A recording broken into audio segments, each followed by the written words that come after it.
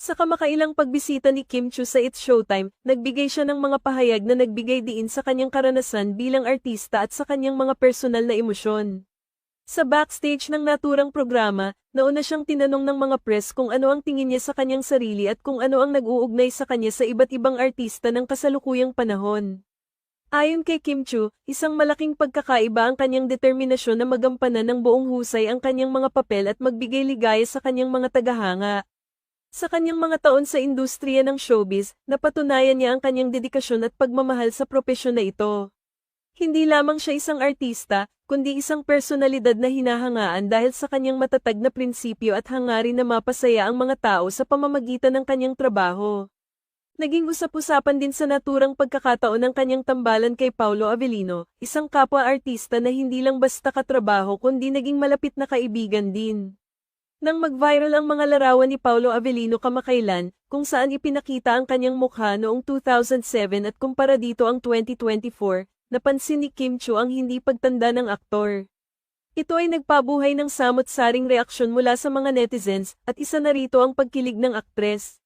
Sa panayam, ipinahayag ni Kim Chiu ang kanyang paghanga sa pagiging consistent ni Paolo Avellino sa kanyang craft. Binigyang diin niya ang husay ng aktor hindi lamang sa pag-arte kundi pati na rin sa pagpapanatili ng kanyang hitsura at kondisyon sa kabila ng nagdaang mga taon.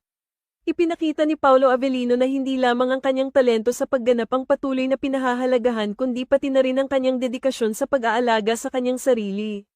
Bukod sa usapin tungkol kay Paolo Avellino, tinanong din si Kim Chiu kung ano ang mga pagsubok na kanyang dinaanan bilang isang artista.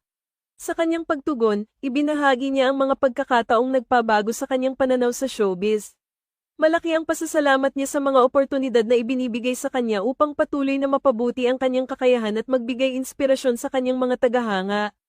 Hindi rin nakalimutan ni Kim Chiu na pasalamatan ang kanyang mga taga-suporta na patuloy na sumusuporta sa kanyang mga proyekto at nagbibigay ng lakas ng loob sa kanya sa bawat hamon ng industriya. Sa kabila ng mga pagsubok, nanatiling matatag si Kim Chiu sa kanyang mga pangarap at patuloy na nag-aambag sa pag-usbong ng kanyang karir sa larangan ng showbiz. Sa kabuuan, ang pagbisita ni Kim Chiu sa It's Showtime ay hindi lamang pagkakataon upang maipakita ang kanyang mga narating sa kanyang karera kundi pati na rin ang pagbibigay inspirasyon sa iba na mangarap at mangarap ng malaki.